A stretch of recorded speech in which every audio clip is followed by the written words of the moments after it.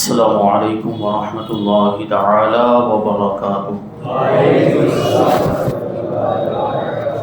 نحمده ونصلي ونسلم على رسوله الكريم اما بعد فاعوذ باللہ من الشیطان الرجیم بسم اللہ الرحمن الرحیم الا ان اولیاء اللہ لا خوف علیہم ولا هم يحزنون صدق اللہ العظیم۔ ایک مرتبہ باقی رسول و آل رسول میں درود و سلام کا ہدیہ پیش کریں اور پڑھیں اللہم صلی علی سیدنا و مولانا محمد معظم الجود والکرم و آلہ الکرام و ابنہ الکریم و بارک وسلم صلاۃ و سلام علیک یا رسول اللہ صلی اللہ علیہ وسلم۔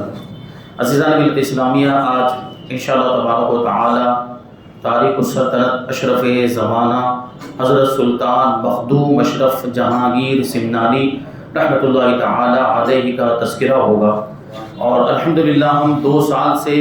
حضرت مخدوم پاک کا تذکرہ کر رہے ہیں۔ یہ تیسرا سال ہے، اور 2 سال میں جو کچھ بھی باتیں، واقعات، سیرت اور زندگی کے حالات بیان ہوئے، انشاءاللہ تبارک و تعالی اس کے بعد کی باتیں اور آگے کے واقعات آج ہم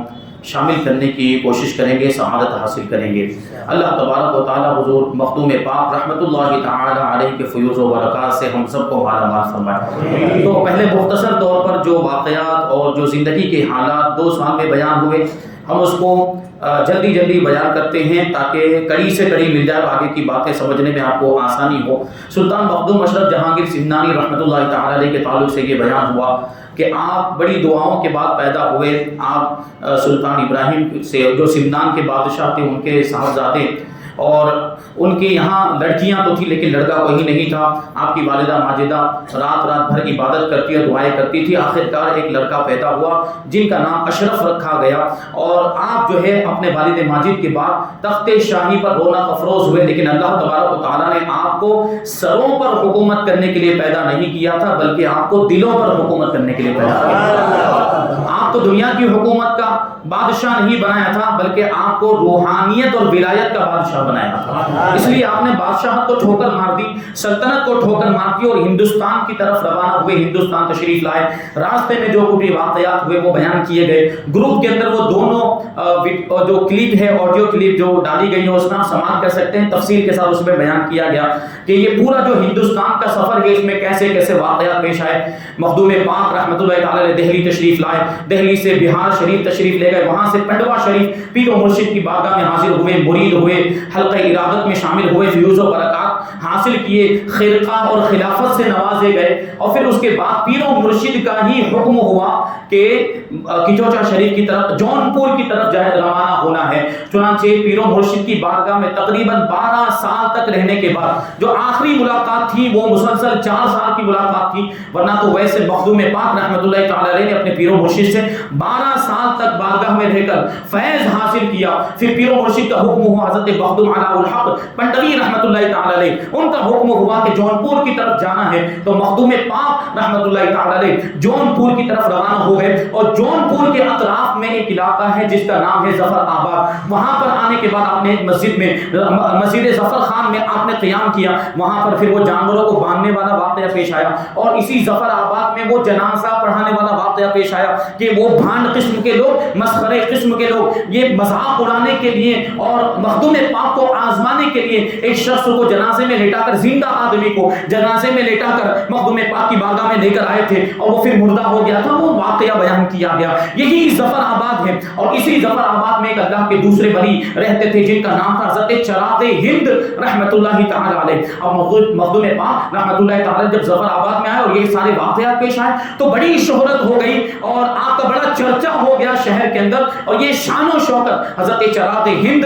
رحمۃ اللہ تعالی علیہ کو پسند نہیں آئی۔ انہوں نے اس شہرت کو، شان و شوکت کو اچھی نظر سے نہیں دیکھا، تو دل میں تھوڑا سا وہ نفرت، وہ کیا کہیں گے، نفرت کیا، کشیدگی کا جذبہ پیدا ہو گیا، اور یہ معاملہ پھر وہ حضرت شیخ کبیر کا واقعہ پیش آیا کہ شیخ کبیر یہ سرور پور کے رہنے والے ایک عالم دین تھے، اور علم پڑھنے کے بعد، علم کی فراغت کے بعد پیر و مرشد کی تلاش میں نکلے۔ خواب میں ان کو پیر و مرشد کا چہرہ دکھایا گیا تھا کہ نورانی چہرے والے ہیں، اور ان کے سرخ رنگ کے بال ہیں، اور سید زادے ان کی بارگاہ میں حاصل ہونا ہے۔ تو ظفر آباد قریب میں تھا اور وہاں حضرت چراغ ہند کا چرچا انہوں نے سنا ہوا تھا، تو چراغ ہند کی بارگاہ میں پہنچ گئے کہ یہ خواب میں جن کا چہرہ دکھایا گیا اور خواب میں جن کی بشارت دی گئی شاید یہی وہ ہوں گے، لیکن جب ان کی بارگاہ میں پہنچے تو وہ کوئی اور تھے، اس لیے وہ ان کے مرید نہیں بنے، حضرت چراغ ہند کے مرید نہیں بنے۔ اور پھر حضرت مخدوم پاک کا چرچا سنا تو مخدوم پاک کی بارگاہ میں حاضر ہوئے، جیسے ہی چہرے مبارک پر نظر پڑی فوراً پہچان لیا کہ خواب میں جن بزرگوں کا دیدار ہوا تھا وہ کوئی اور نہیں تھے بلکہ حضرت مخدوم پاک رضی اللہ تعالیٰ عنہ تھے۔ فوراً حلقہ ارادت میں شامل ہو گئے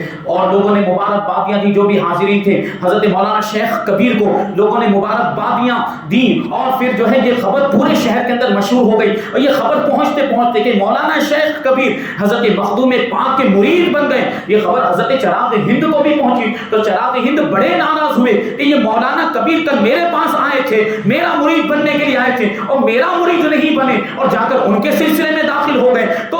مولانا شیخ کبیر کے تعلق سے حضرت چراغ ہند کے دل میں کشیدگی کا جذبہ پیدا ہوا اور ناراضگی کا جذبہ پیدا ہوا، اور جلال میں آ کر حضرت چراغ ہند نے یہاں تک فرما دیا کہ کبیر جوانی میں ہی مر جائے گا۔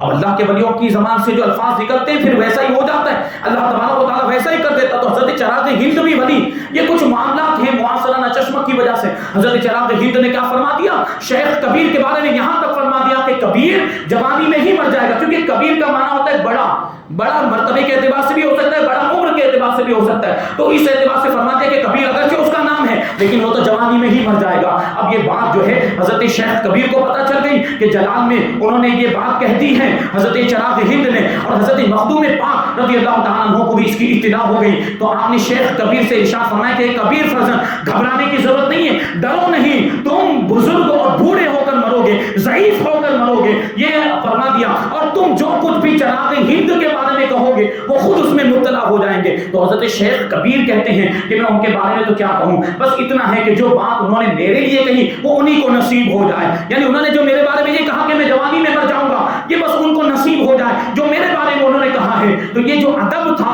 حضرت مخدوم پاک نے اس ادب کو بڑا پسند فرمایا اور ارشاد فرمایا کہ مشیت الہی واقع ہو چکی ہے، انہوں نے جو کہا وہ بھی ہو کر رہے گا اور ہم نے جو کہا ہے وہ بھی ہو کر رہے گا۔ چنانچہ وہی ہوا جو دونوں بزرگوں نے فرمایا تھا، حضرت شیخ کبیر 25 سال کی عمر میں ہی بوڑھوں کی طرح ہو گئے، کیونکہ انہوں نے کیا کہا تھا کہ جوانی میں انتقال، لیکن مخدوم پاک نے کیا کہا تھا کہ تم ضعیف اور بوڑھے ہو کر کبیر ہو کر تم مرو گے، تمہارا انتقال ضعیفی کی حالت میں ہوگا۔ تو 25 سال کی عمر جو نوجوانی کی عمر ہوتی، لیکن 25 سال کی عمر ہی میں حضرت شیخ کبیر کا حال یہ ہو گیا کہ بالکل بوڑھوں کی طرح کمزور ہو گئے تھے اور پیری اور بوڑھاپے کے آثار ظاہر ہونے لگ گئے۔ تو دونوں بزرگوں کی بات صادق آئی، دونوں بزرگوں نے جو فرمایا تھا وہ اللہ تبارک و تعالیٰ نے ویسا ہی کر دیا کہ نوجوانی کی حالت میں انتقال ہو رہا ہے، 25 سال کی عمر یہ نوجوانی کی، اور لیکن ساتھ میں بوڑھاپے والی کیفیت بھی ہے، بوڑھے بھی ہو گئے، کمزوری بھی آ گئی۔ اور دوسری جانب جو مخدوم پاک نے حضرت شیخ کبیر سے کہا تھا کہ تم جو ان کے بارے میں کہو گے ان کے ساتھ وہ اس میں مبتلا ہوں گے، تو شیخ کبیر نے کیا کہا تھا کہ انہوں نے جو میرے لیے کہا ہے خود ان کو نصیب ہو۔ چنانچہ ایسا ہی ہوا کہ حضرت شیخ کبیر کے انتقال سے 5 سال پہلے ہی حضرت چراغ ہند کا چراغ ہدایت گل ہو گیا، یعنی حضرت شیخ کبیر کے انتقال کے 5 سال پہلے ہی حضرت چراغ ہند کا انتقال ہو گیا۔ تو یہ بزرگوں کی باتیں ہوتی، یہ بزرگوں کے انداز، یہ اولیاء کرام کے طریقے ہوتے ہیں، ان کی ادائیں ہوا کرتی۔ القصہ جب مخدوم پاک رحمۃ اللہ تعالی علیہ ظفر آباد میں تشریف لائے تو ان سارے واقعات کی وجہ سے حضرت چراغ ہند رحمۃ اللہ تعالی علیہ کو یہ ساری باتیں ناگوار گزری، کیونکہ دیکھیے ایک نیام میں 2 تلواریں نہیں رہ سکتی، اسی طریقے سے ایک علاقے میں 2 اللہ کے ولی نہیں رہ سکتے، کیونکہ ایک علاقے کی ذمہ داری ایک ولی کو سپرد کی جاتی ہے۔ اس لیے چراغ ہند رحمۃ اللہ تعالی علیہ کے دل میں یہ کشیدگی کے جذبات پیدا ہوئے، اور پھر انہوں نے اس بات پر وہ آمادہ ہو گئے کہ زور ولایت سے اور اپنے تصرف کے ذریعے سے سب کو دبا دی۔ چنانچہ ایک مرتبہ حضرت مخدوم پاک رحمۃ اللہ تعالی علیہ مسجد میں اپنے ساتھیوں کے ساتھ بیٹھے ہوئے تھے کہ اچانک یک بارگی ایسا معلوم ہوا کہ مجلس میں آگ بھڑک اٹھی ہے۔ پہلے تو لوگوں نے حاضرین نے برداشت کیا، لیکن جب وہ آگ برداشت سے باہر ہو گئی، طاقت سے باہر ہو گئی، تو مجلس کے جو بھی حاضرین تھے وہ ایک ایک کر مسجد سے باہر نکلنے لگ گئے۔ مخدوم پاک رضی اللہ تعالیٰ عنہ نے جب یہ دیکھا تو تبسم فرمایا اور مسکرائے اور ارشاد فرمائے یہ تو چراغ کی گرمی ہے، اس کو ٹھنڈا کرنا بہت آسان ہے۔ یہ تو چراغ، کیونکہ دیکھیں غور کریں گے حضرت چراغ ہند کا نام ہی چراغ ہے، تو اس کی طرف اشارہ کرتے ہوئے ارشاد فرماتے ہیں کہ یہ تو چراغ کی گرمی ہے، اس کو ٹھنڈا کرنا بہت آسان ہے۔ قریب میں پانی کا لوٹا رکھا ہوا تھا، ارشاد فرمایا کہ پانی کا چھڑکاؤ کر دیا جائے، پانی کے چھینٹے دے دو، ابھی یہ چراغ بجھ جائے گا۔ چنانچہ جیسے ہی یہاں پر ادھر پانی چھڑکا گیا، ادھر دوسری جانب حضرت چراغ ہند پانی میں ڈوب گئے اور بڑی مصیبت کا ان کو سامنا کرنا پڑا، بڑی مصیبت میں مبتلا ہوئے اور اپنے بزرگوں سے اور بزرگوں کی روحانیت سے فریاد کرنے لگ گئے۔ مرتبہ بمرتبہ اللہ کے رسول صلی اللہ علیہ وسلم کی بارگاہ کی طرف متوجہ ہوئے اور اپنا معاملہ عرض کیا، تو وہاں سے فرمان جاری ہوا۔ اللہ کے رسول صلی اللہ علیہ وسلم نے ارشاد فرمایا کہ ایک تو نووارد مہمان کہ تمہارے شہر میں نئے نئے آئے ہوئے، اوپر سے میرے فرزند، اور ان کے ساتھ تم نے ایسا سلوک کیا، جاؤ اور ان سے معافی مانگو۔ اور بزرگوں کی ارواح طیبہ حضرت مخدوم پاک رحمۃ اللہ تعالیٰ علیہ سے یہ پورا واقعہ بزرگوں کی ارواح طیبہ نے بیان کر دیا کہ دوسری جانب چراغ ہند کو حضور پاک صلی اللہ علیہ وسلم نے کیا حکم دیا۔ تو مخدوم پاک رحمۃ اللہ تعالیٰ علیہ نے بزرگوں کی ارواح طیبہ سے یہ عرض کیا کہ مجھے یہاں رہنا سہنا نہیں، ظفر آباد میرا آخری مقام نہیں، میری آخری منزل نہیں ہے، اور نہ ہی مجھے حضرت چراغ ہند سے کوئی تعصب اور کوئی نفرت ہے۔ میں تو یہاں اپنا سفر طے کرتے ہوئے تھوڑی دیر کے لیے رکا ہوا تھا، چند دنوں کے لیے میں نے یہاں پر قیام کیا ہوا تھا، ورنہ حضرت چراغ ہند سے مجھے کوئی بیر نہیں ہے، مجھے کوئی دشمنی نہیں ہے۔ وہ تو انہوں نے مجھ پر حملہ کیا تو میں اپنا دفاع تو کرتا، میں نے اپنے دفاع میں اپنے بچاؤ میں کیا جو کچھ بھی کیا ہے۔ حضرت مخدوم پاک رحمۃ اللہ تعالیٰ علیہ نے جب یہ بات عرض کی تو بزرگوں کی ارواح طیبہ نے کہا کہ ایک بات ہے، اب آپ ان کی غلطی کو درگزر کر دیں، ان کے ساتھ ان کی طرف سے جو بھی معاملات آپ کے ساتھ پیش آئے اور انہوں نے جو بھی آپ کے ساتھ سلوک کیا اس کو معاف کر دیں، اور دریائے گومتی کے اس طرف کا جو علاقہ ہے یہ پورا علاقہ ان کے لیے آپ چھوڑ دیں، اور اس کی ولایت ان کو عطا کی جاتی ہے۔ اور اسی گفتگو پر صلح ہو گئی، حضرت چراغ ہند کو بھی اس بات کی اطلاع ہو گئی، اور حضرت چراغ ہند کا دل مخدوم پاک کے تعلق سے بالکل صاف و شفاف ہو گیا، ساری کشیدگی دور ہو گئی، اور ایسے اچھے تعلقات اور ایسے خوشگوار یوں سمجھے کہ رشتہ قائم ہو گیا، ایسا خوشگوار رشتہ قائم ہو گیا کہ اب اکثر و بیشتر حضرت مخدوم پاک رحمۃ اللہ تعالیٰ علیہ حضرت چراغ ہند کی خانقاہ میں جایا کرتے تھے ان سے ملاقات کرنے کے لیے، اور حضرت چراغ ہند بھی مخدوم پاک رحمۃ اللہ تعالیٰ علیہ کی بارگاہ میں آپ سے ملاقات کرنے کے لیے آیا کرتے، اور اکثر و بیشتر دونوں بزرگ ایک دوسرے کی دعوت بھی کیا کرتے تھے۔ تو صحیح کہا ہے کسی نے کہ بزرگوں کا جو دل ہوتا ہے وہ بالکل آئینے کی طرح ہوتا ہے کہ اگر اس پر کوئی میل بھی جم جائے، اگر اس پر کوئی زنگ بھی لگ جائے تو تھوڑا سا صاف کرنے سے صاف ہو جایا کرتا ہے، سائیکل کرنے سے وہ زنگ دور ہو جایا کرتا ہے۔ تو یہ بزرگوں کے طریقے ہوا کرتے ہیں۔ بہرحال یہاں سے حضرت مخدوم پاک رضی اللہ تعالیٰ عنہ جون پور کی طرف روانہ ہوئے۔ جون پور کی طرف جانے کا پیر و مرشد کی بارگاہ سے حکم ہوا تھا۔ جون پور میں سلطان ابراہیم شرقی کی مسجد میں آپ نے قیام کیا، اور آج بھی اس مسجد کے اندر جون پور میں آپ جائیں تو سلطان ابراہیم شرقی کی مسجد میں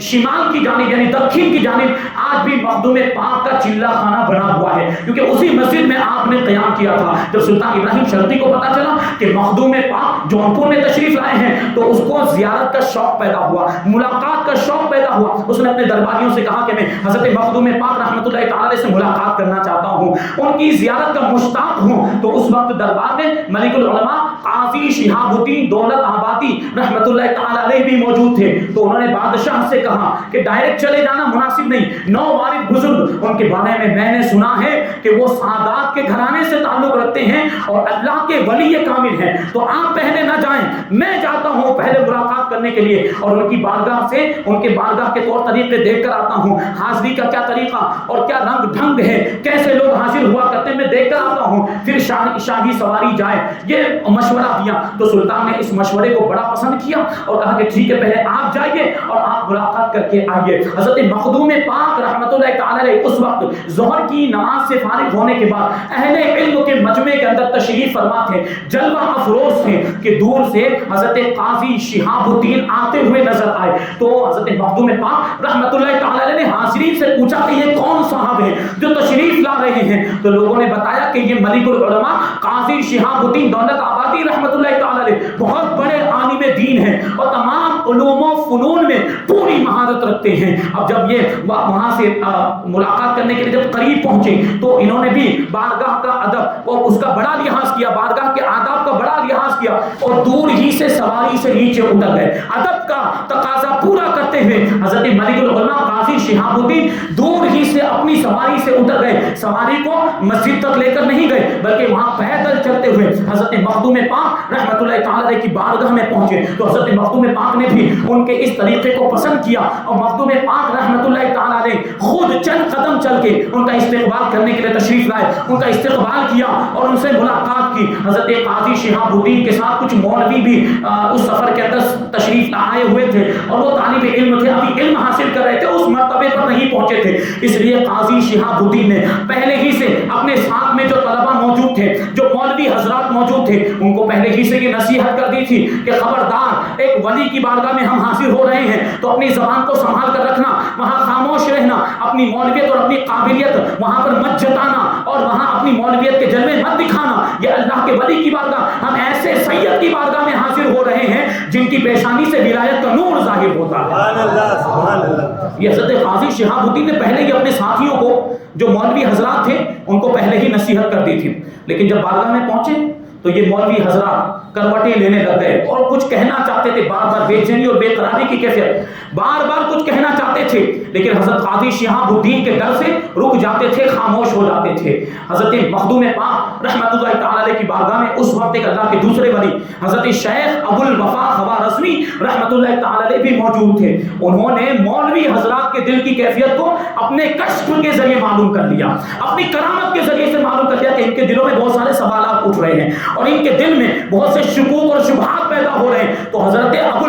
شیخ ابو الوفا خوارزمی رحمۃ اللہ تعالی علیہ نے وہ جتنے بھی مولوی حضرات تھے ان کے سارے شکوک و شبہات کو, ان کی بے چینی کو اور ان کی بے قراری اور بے قلی کو دور فرما دیا. ان کے جو بھی سوالات تھے سارے سوالوں کے جواب عطا فرما دیے, یہاں تک کہ مولوی بالکل خاموش ہو گئے. اب ان کے پاس بات کرنے کے لیے کچھ بھی نہیں بچا کیونکہ ان کے سارے شکوک و شبہات جو تھے وہ سارے شکوک و شبہات دور ہو چکے تھے. تو قاضی شہاب الدین نے خود حضرت ابو الوفا خوارزمی کو دعوت دی, ان کی تعریف فرمائی اور پھر کیا ہوا کہ آگے بات چیت چلی. تو حضرت قاضی شہاب الدین ملک العلماء دولت آبادی رحمۃ اللہ تعالی علیہ حضرت مخدوم پاک رحمۃ اللہ تعالی علیہ کی بارگاہ میں عرض کرتے ہیں کہ سلطان ابراہیم شرقی خود آج آپ کی ملاقات کرنے کے لیے آنے والے تھے, آپ کا جو ہے قدم بوسی کا شرف حاصل کرنے کے لیے آنے والے تھے, لیکن میں نے ان سے کہا کہ پہلے میں جاتا ہوں اور پہلے میں ملاقات کر کے لیے آتا ہوں. میں پہلے ملاقات کا شرف حاصل کرنے کے لیے آیا اور میں نے ان کو آج کے لیے روک دیا کہ وہ آج نہ آئیں اور وہ کل آئیں. چنانچہ بادشاہ کی سواری کل آئے گی, بادشاہ کل آپ سے ملاقات کرنے کے لیے آئیں گے. تو جانتے ہیں آپ اس پر مخدوم پاک نے کیا ارشاد فرمایا؟ دیکھیں علماء کرام کی قدر اولیاء کرام کی نگاہ میں کیا ہوتی ہے, وہ علماء جو اس مرتبے پر فائز ہوتے ہیں. تو مخدوم پاک رحمۃ اللہ تعالی علیہ نے یہ ارشاد فرمایا کہ حضرت ملک العلماء سے قاضی شہاب الدین سے یہ ارشاد فرمایا کہ سلطان سے آپ میری نظر میں کئی زیادہ بہتر ہیں, یعنی آپ عالم دین ہیں, وہ تو ایک حاکم ہے, وہ تو ایک بادشاہ ہے, اگر وہ آنا چاہے تو آئے, ان کو کس نے روکا ہے, لیکن آپ تشریف لائیں تو یہ ہمارے لیے خوشی کی بات ہوگی کیونکہ سلطان کے مقابلے میں آپ ہماری نگاہ میں بہت زیادہ بہتر ہیں. پھر جب حضرت ملک العلماء واپس ہوئے تو مخدوم پاک نے حاضرین مجلس سے ارشاد فرمایا کہ ان جیسا عالم ہندوستان میں نے بہت ہی کم دیکھا ہے. وہ اتنے بڑے عالم تھے حضرت ملک العلماء قاضی شہاب الدین رحمۃ اللہ تعالی. اب وہ چلے گئے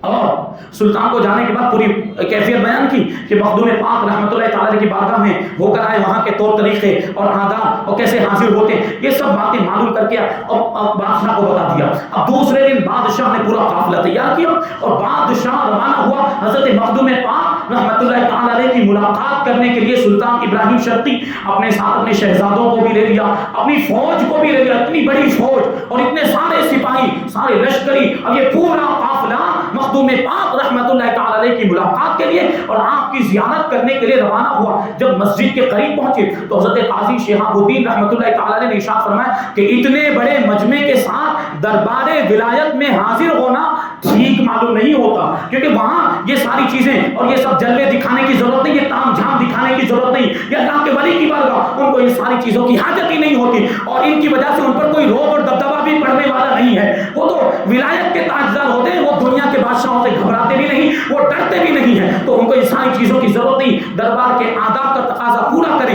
یہ مجمع کو یہیں پر رکھ دیں، یہ پورے لشکر کو یہیں پر اور چند لوگوں کو لے کر وہاں پر حاضر ہو جائے۔ چنانچہ بادشاہ نے اس رائے کو پسند کیا، اس مشورے کو پسند کیا، اور اس نے کیا کیا، پھر اپنے خاندان شاہی میں سے اور علماء سلطنت میں سے صرف 20 آدمی کا انتخاب کیا، اور وہ 20 آدمی اپنے شہزادوں کو بھی ساتھ میں لے لیا، اور قاضی شہاب الدین تو ساتھ میں تھے ہی، اور دوسرے سب ملا کر ٹوٹل 20 آدمی حضرت مخدوم پاک رحمت اللہ تعالی علیہ کی بارگاہ میں حاضر ہوئے، اور سلطان نے، بادشاہ نے بارگاہ کا ایسا ادب کیا کہ وہ ادب حضرت مخدوم پاک کو پسند آ گیا۔ اور آپ کو معلوم ہونا چاہیے کہ سلطان ابراہیم شرقی نے اسی زمانے میں ایک لشکر روانہ کیا تھا جنادہ کا قلعہ فتح کرنے کے لیے، اسلامی لشکر اس نے روانہ، کیونکہ سلطان ابراہیم یہ مسلمان بادشاہ تھا، اس نے اسلامی لشکر روانہ کیا تھا، جنادہ علاقے کا نام ہے، اس کے قلعے کو فتح کرنے کے لیے، وہ لشکر وہاں پہنچ گیا، جنگ جاری تھی، تو سلطان اس کے تعلق سے فکر مند رہا کرتا تھا اور پریشان رہتا تھا کہ وہ قلعہ فتح ہوگا بھی کہ نہیں ہوگا۔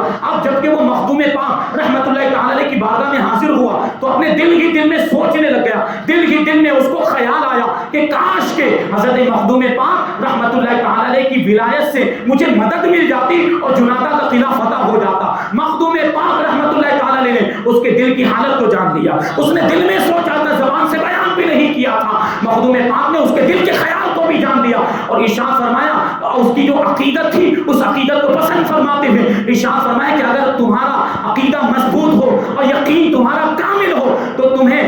قلعہ فتح کرنا تو بڑی، یہ دور کی بات، قلعہ فتح کرنا تو بڑی آسان بات ہے، تم تو دریا پر بھی غبار اڑا سکتے ہو اور آگ سے بھی تری نکال سکتے ہو، لیکن عقیدہ مضبوط ہونا چاہیے، یقین کامل ہونا چاہیے، تو قلعہ فتح کرنا تو پھر بہت آسان بات ہے۔ چنانچہ یہ بات سن کر بادشاہ کو بڑا اطمینان ہو گیا اور اس کے یقین میں اضافہ ہو گیا، اور بڑا خوش و خرم ہو کر اپنے دربار میں واپس آیا۔ یہ بھی واپس جا رہا تھا تو مخدوم پاک رحمت اللہ تعالی علیہ نے ایک مسند مبارک، مسند یعنی وہ جو گول تکیہ ہوتا ہے جس پر ٹیک لگاتے ہیں، وہ تکیہ جو آپ سمنان سے لے کر آئے تھے، وہ تکیہ تحفے کے طور پر بادشاہ کو دیا کہ تم یہ برکت کے لیے اپنے پاس رکھو۔ بادشاہ وہ مسند کو بڑے ادب کے ساتھ، احترام کے ساتھ لے کر اپنے دربار میں پہنچا۔ بادشاہ بڑا خوش تھا، اپنے دربار میں پہنچنے کے بعد اپنے تخت شاہی پر وہ رونق افروز ہوا اور تخت شاہی پر بیٹھنے کے بعد اپنے درباریوں سے کہنے لگا کہ جیسا سنا تھا اس سے کئی زیادہ بڑھ کر پایا، یعنی مخدوم پاک کے بارے میں نے جیسا سنا تھا اس سے بھی بڑھ کر پایا، اور اللہ کا شکر ہے کہ ایسے بزرگ کے قدم ہندوستان میں آئے۔ اللہ کا شکر ہے کہ ایسے بزرگ کے قدم ہندوستان میں آئے، یہ بڑے ہی اللہ کے برگزیدہ بنتے ہیں اور ان کا مقام و مرتبہ بہت ہی بلند و بالا ہے۔ تو سلطان بڑا خوش تھا اور مخدوم پاک رحمت اللہ تعالی علیہ کی کہی ہوئی بات اور پیشین گوئی پر اس کو یقین بھی تھا کہ جیسا مخدوم پاک نے ارشاد فرمایا ہے انشاءاللہ ویسا ہوگا۔ وہ انتظار میں تھا، 3 دن گزرے تھے کہ 3 دن کے بعد پھر مخدوم پاک کی ملاقات اور زیارت کا شوق پیدا ہوا۔ چند لوگوں کو لے کر پھر سے حضرت مخدوم پاک رحمت اللہ تعالی علیہ کے دربار میں حاضری کے لیے وہ روانہ ہوا، تو خادموں نے ساتھ میں کھانے پینے کا سامان بھی لے لیا تھا، اور کھانے پینے کا جب وقت آیا تو لوگ کھانے کے لیے بیٹھے اور کھانے کی تیاری ہی کر رہے تھے کہ جنادہ کی جانب سے ایک خط آ گیا، اس خط میں لکھا تھا کہ جنادہ کا قلعہ فتح ہو چکا ہے۔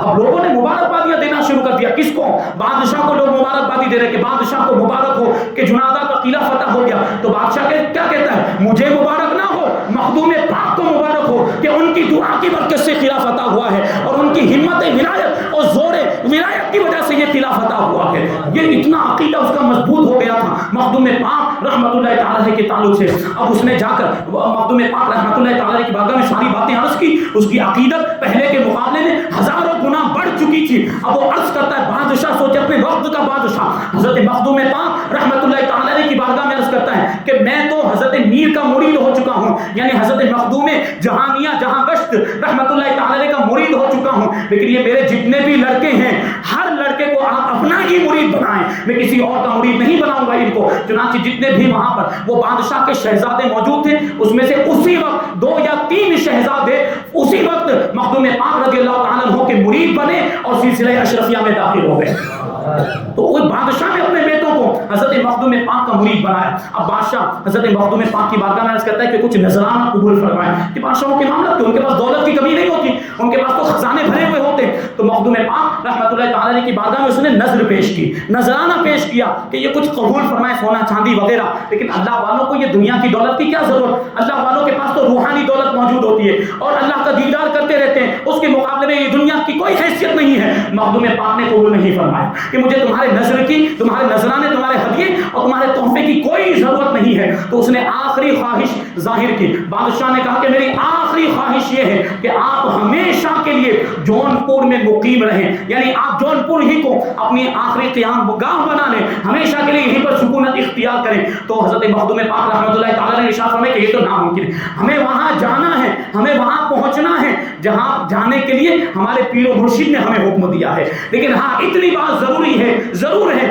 کہ ہم تمہاری سلطنت کے اندر ہی گھر بنائیں گے، یعنی تمہاری حدود سلطنت کے اندر ہی ہمارا قیام ہوگا اور ہمارا ٹھکانہ ہوگا، کیونکہ بادشاہ جو جون پور کا بادشاہ تھا اسی کی حکومت کچوچا تک پہنچی ہوئی تھی اور بھی دوسرے علاقوں تک اس کی حکومت تھی، اور کچوچا میں آخری قیام گاہ حضرت مخدوم پاک رحمۃ اللہ تعالی علیہ کی موجود۔ آپ کا مزار پاک کہاں ہے؟ کچوچا شریف کے اندر موجود۔ تو کچوچا شریف کیسے پہنچے؟ اب یہ جون پور میں جب یہ بات ہو گئی، مخدوم پاک رحمۃ اللہ تعالی علیہ نے بادشاہ سے کیا کہا کہ جون پور میں تو قیام کرنا ممکن نہیں ہے، ہم تو وہاں جائیں گے جہاں ہمارے پیر و مرشد نے حکم دیا ہے، ہاں بس اتنا ہے کہ تمہاری حدود سلطنت سے باہر نہیں جائیں گے، تمہاری سلطنت کے اندر ہی، تمہارے حکومت کے دائرے کے اندر ہی ہم اپنا گھر بنائیں گے۔ چنانچہ 2 مہینے تک تقریباً آپ جون پور میں رہے، وہاں قیام فرمایا، اور پھر ایک مجمع میں جس کے اندر سارے چھوٹے بڑے حاضر تھے، مخدوم پاک رحمۃ اللہ تعالی علیہ نے ارشاد فرمایا کہ اب چلو جون پور سے، چلو جون پور سے رخصت ہوتے ہیں اور وہاں جاتے ہیں جہاں جانے کا پیر و مرشد نے حکم دیا ہے۔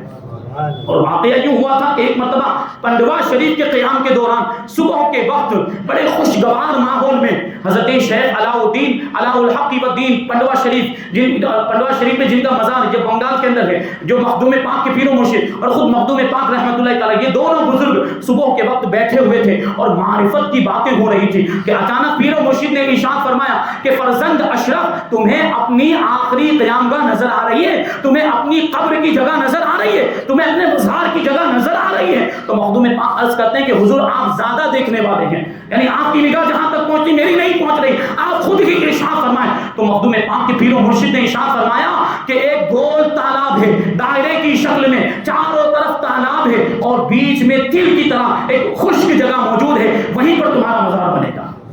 غور کریں، آج مزار پاک جھیل کے بیچ میں ہے کہ نہیں؟ چاروں طرف جھیل موجود ہے اور اس کے بیچ میں مخدوم پاک رحمۃ اللہ تعالی کا مزار شریف بنا ہوا۔ یہ آپ کے پیر و مرشد نے پہلے ہی بتا دیا تھا کہ تمہارا مزار وہاں پر بنے گا۔ چنانچہ مزار کو ڈھونڈنے کے لیے مخدوم پاک نے جون پور سے سفر جاری کیا، اس جگہ کو ڈھونڈنے کے لیے، مزار کو ڈھونڈنے کے لیے نہیں، مزار تو بعد میں بنا، مزار کی جگہ کو ڈھونڈنے کے لیے مخدوم پاک آگے بڑھے، اور ایک جگہ ہے، ایک علاقہ جس کا نام ہے کرمینی، یہ کچوچا شریف سے تقریباً 6-7 کلومیٹر کے فاصلے پر، وہاں پر بھی ایک اس طرح کی جھیل موجود ہے۔ مخدوم پاک جب وہاں پر پہنچے تو آپ کے مریدین نے، آپ کے ساتھ جو ساتھی تھے، انہوں نے بتایا کہ یہاں پر بھی ایک اس طرح کی جھیل موجود، تو پہلے لوگوں نے سمجھا کہ یہ وہی مقام ہے جس کے بارے میں پیر و مرشد نے حکم دیا ہے، تو وہیں پر رک گئے، 2-3 دن تک وہاں پر قیام کیا۔ لیکن جب خود مخدوم پاک رحمۃ اللہ تعالی اس جھیل کو دیکھنے کے لیے تشریف لے گئے، اس تالاب کو دیکھنے کے لیے تشریف لے گئے، تو آپ کو کشف ہوا کہ یہ وہ جگہ نہیں ہے جہاں پر آپ کا مزار بننے والا ہے، وہ جگہ تو کوئی اور ہے، اور سفر کر کے اور آگے جانا ہے۔